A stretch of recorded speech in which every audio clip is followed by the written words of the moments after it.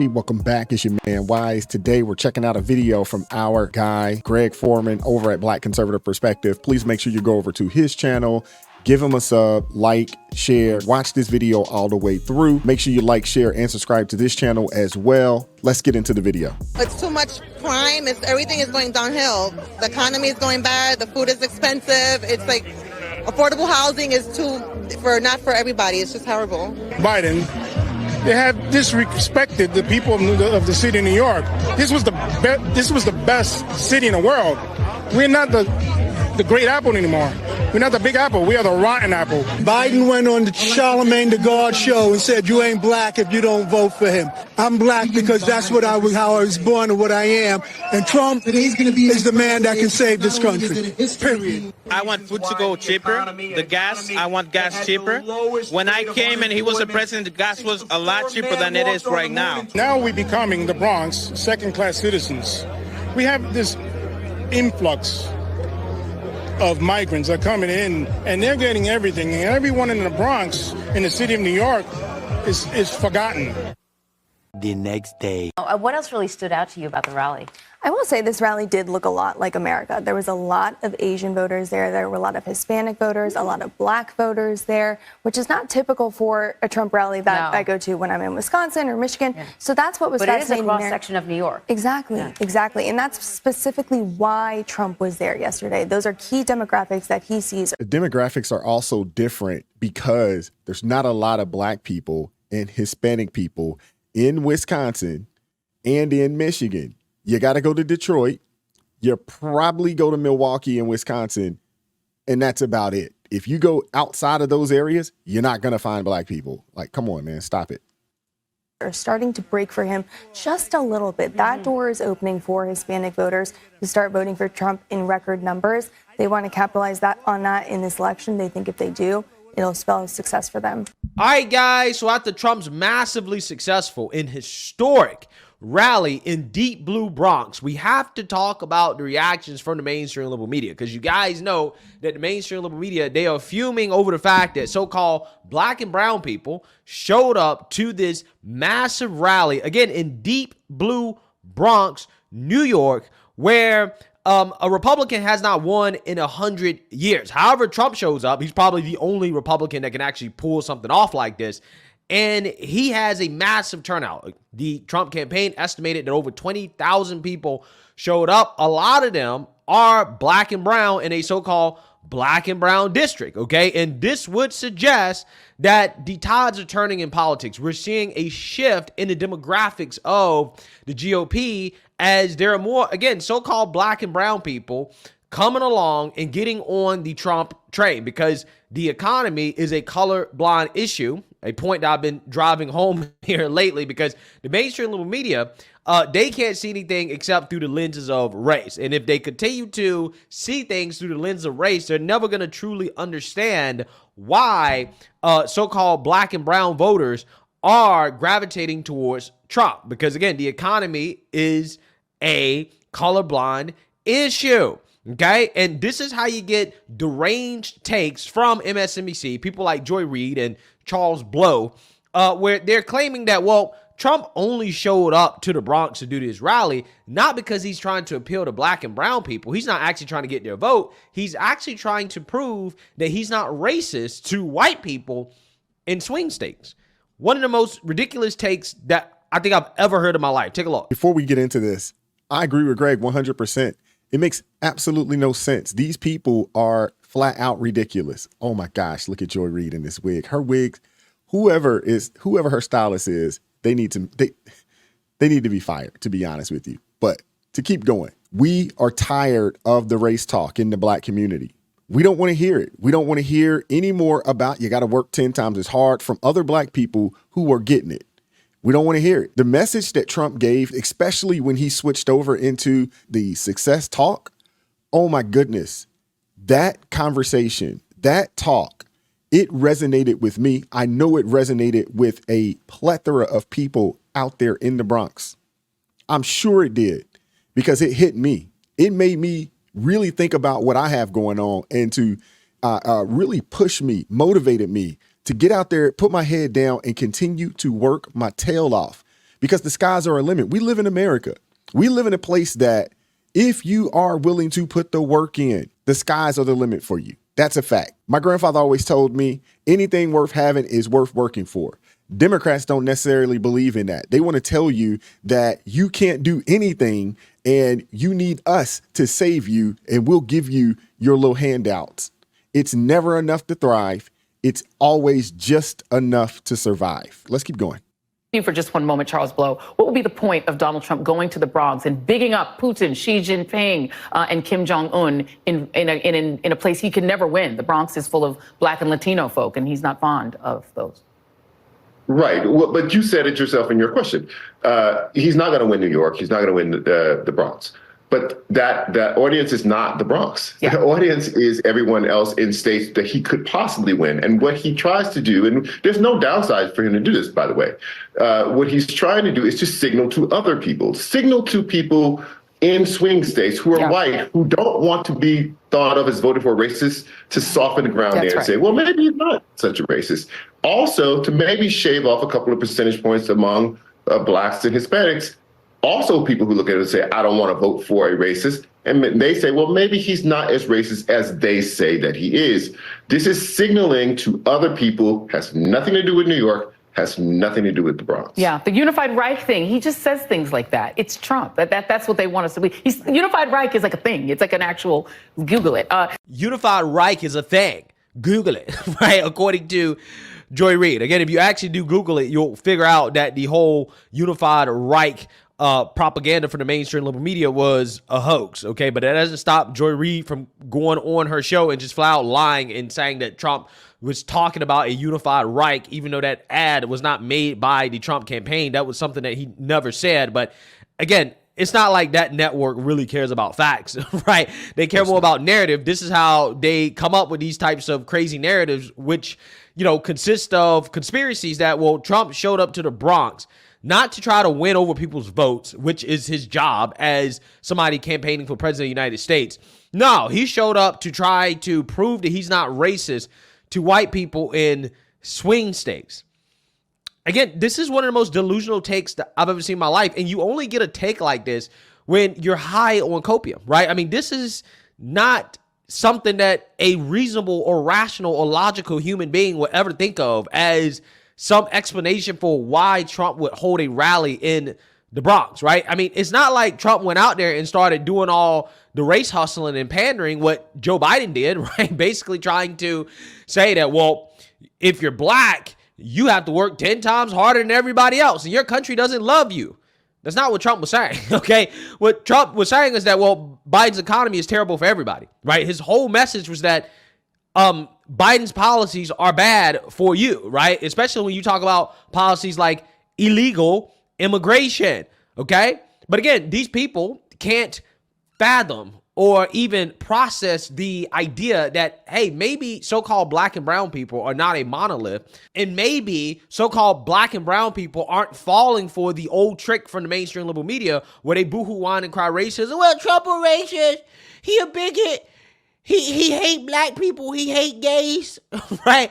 Maybe that just doesn't work anymore because so-called racism and bigotry don't have much to do with people's real life living conditions like the economy, right? And that's the reason why people are gravitating towards Trump is because they know that economically speaking, they were much better off under Trump than Biden. But again, if you listen to the propagandists at MSNBC, they'll tell you the exact opposite, right? They'll tell you that down is up and up is down, right? This is what they'll do, especially when it comes to the economy. On any issue, really, they'll tell you, don't believe your reality, okay? Your eyes are lying to you, okay? You don't hear what you actually hear.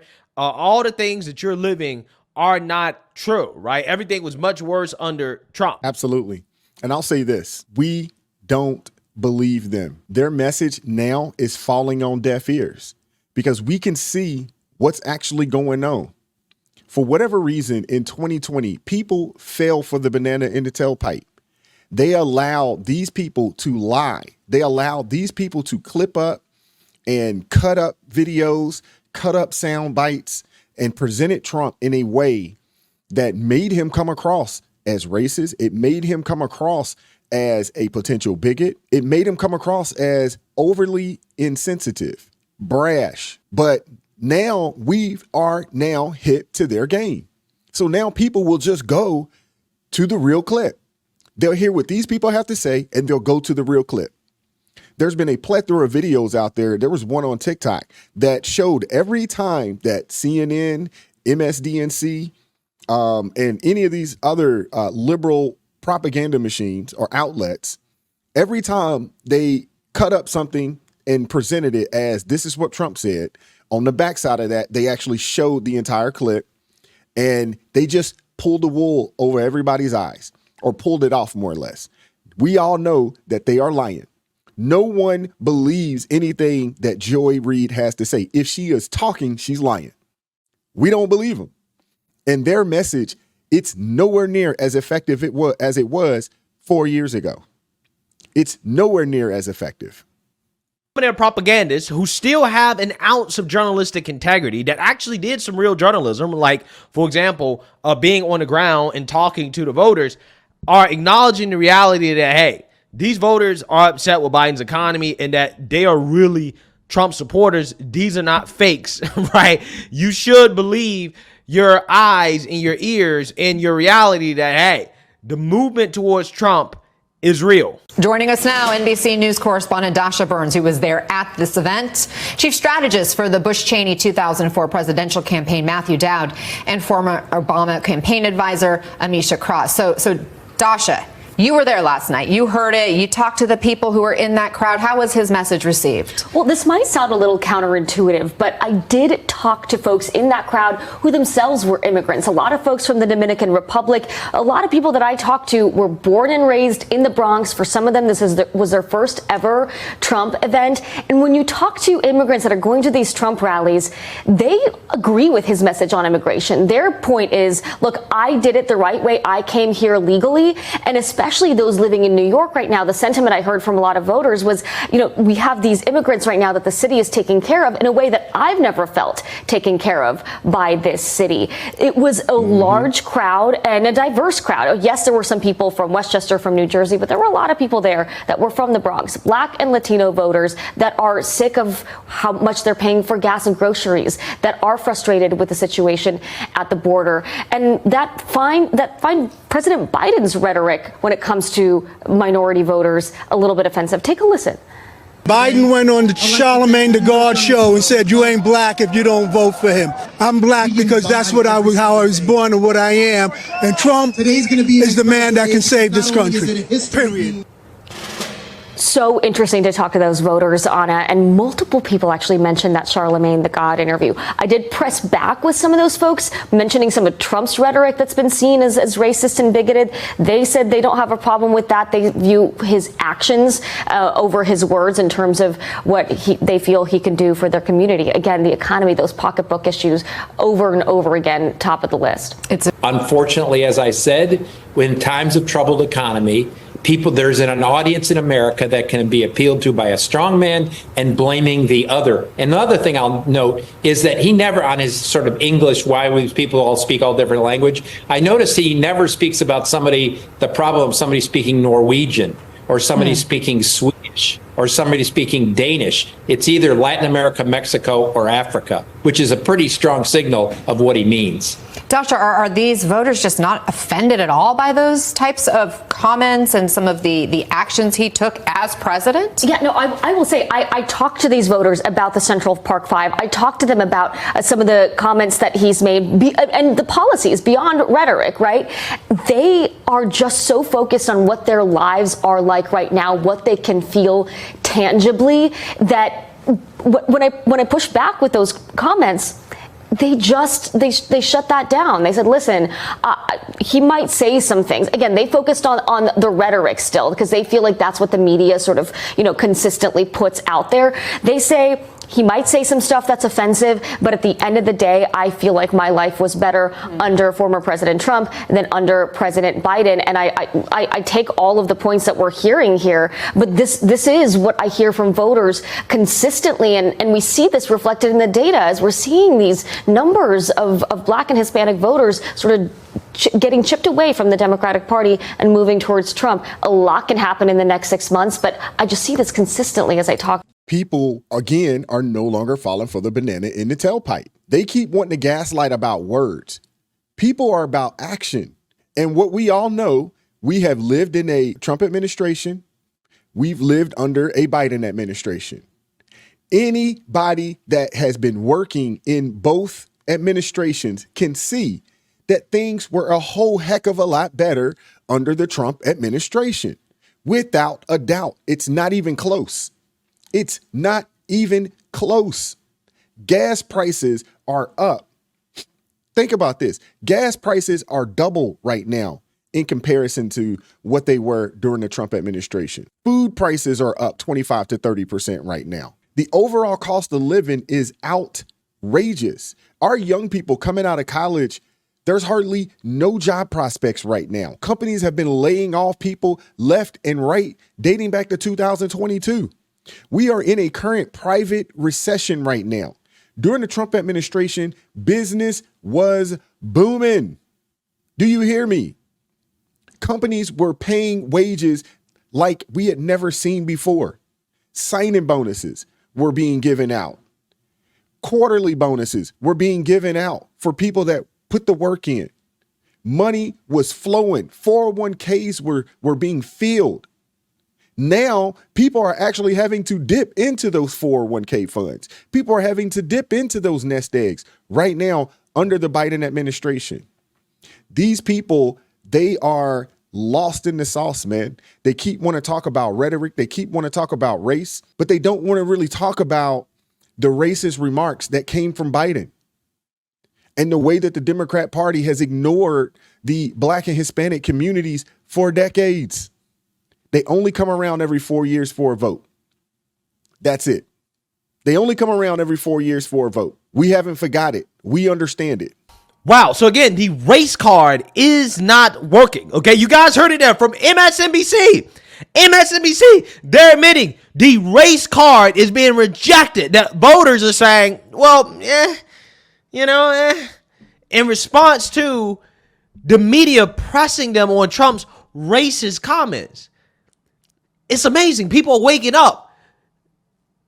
It really sucks that it takes a terrible economy in order for people to realize that, hey, all that racism and bigotry stuff that the mainstream liberal media be complaining about, that's not a real problem, right? At least not compared to the economy, not compared to the price of food, not compared to the price of housing, not compared to the cost of living, not compared to the border being wide open and Democrats giving illegals all our resources. That racism and bigotry stuff not going to work on me, right?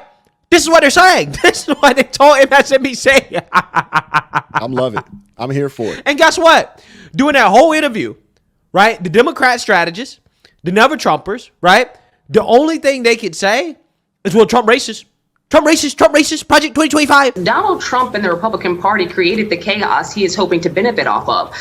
When the Texas governor, Greg Abbott, and when Florida Governor DeSantis decided that they were going to send migrants to cities like my hometown of Chicago, to New York, and various other places across the country, they did it with 2024 in mind because they wanted to create this fight for resource allocation. They fundamentally understood that many Black people, as well as brown people in these communities, already were suffering from lack of housing supports, from food insecurity, from other issues, and they sought to create a more desperate situation and to have a population that would demonize new arrivals. I think that it is extremely disheartening. I would say that when talking to these voters in New York, there should have been more questions regarding or more comments about Trump's policies, because this isn't a rhetoric issue. Trump wanted to have the Central Park Five actually murdered. He wanted to ensure that the state killed those young men. I want to stop that right there.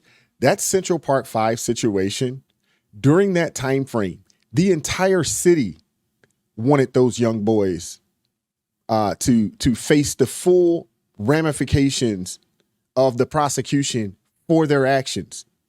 Before all of this rhetoric came out that they were coerced into coerced into admitting that they did this crime, none of that information came out. So when people heard about that story, and what people also got to understand, this is the early 90s. There is no real independent media platforms. Social media doesn't exist.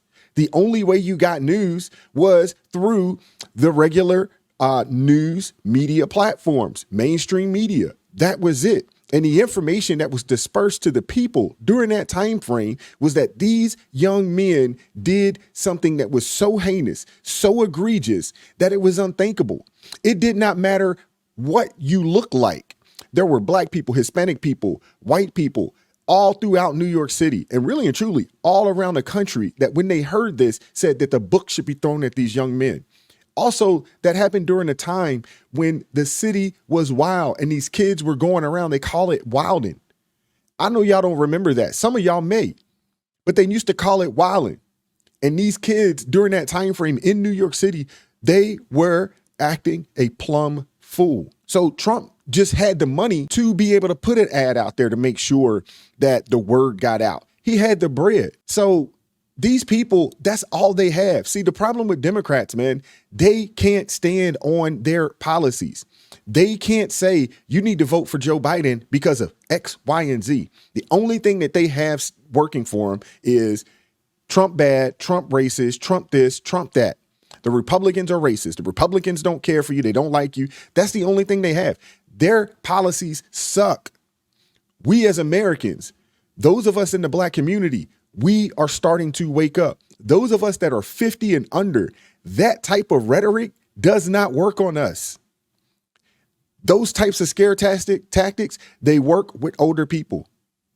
People 50 and older, not all. I know y'all gonna get me in the comment section. Not all, but a lot of people 50 and older, and y'all know I'm telling the truth, that racist talk, that type of rhetoric coming from the media, especially legacy mainstream media, they still believe it. Those of us 50 and under, that for the most part, most of us don't even have cable, so we don't even watch these people like that. So we're not getting our information from these people. And we don't believe them when we hear it. A lot of us know that if somebody sends you a clip from MSNBC or somebody sends you a clip from CNN, you need to go find the original source, read it, or check it out for yourself to get the full context of whatever it is that these people are lying about. Flat out.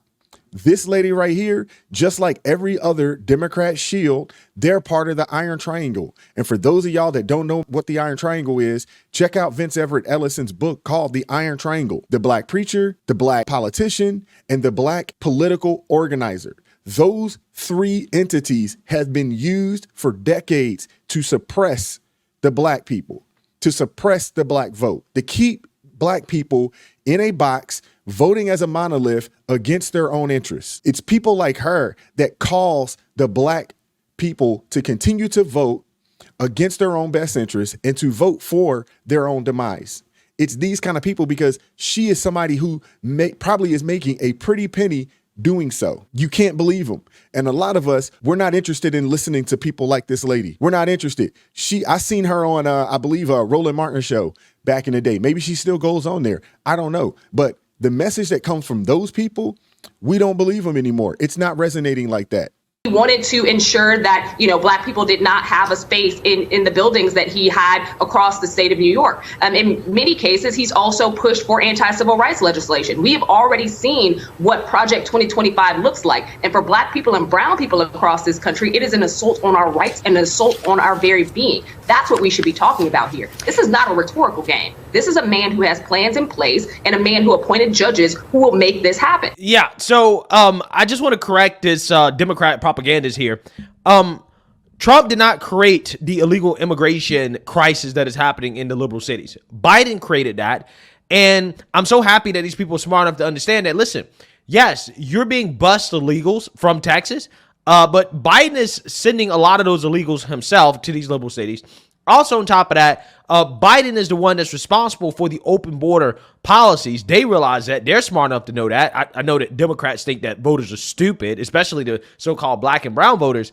But they understand that that's not Trump's fault. That's not Greg Abbott's fault. That's not Ron DeSantis' fault, because Democrats want red states to take on all the illegals and to deal with the issue without any help from the government in regards to closing the border or any type of federal funding to help them take care of it. And these people are smart enough to understand that that's not fair. So it is Biden's fault what is happening to these liberal cities. It is the Democrats' fault, the sanctuary city policies. They welcome illegals, and they got exactly what their politicians, their elected leaders said that they want it, right? But I'm telling you, if the response from Democrats to the economic issues in this country is that, well, Trump is a racist, it's just not going to work. You might as well just quit, right? You might as well just concede the election today. He's absolutely right.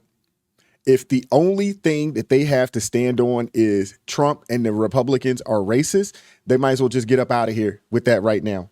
That message is not resonating with us anymore. We're not falling for that message anymore. We know what life felt like, looked like during the Trump administration, and we are feeling the pain of this administration's policies. We're living it right now, and everybody is suffering.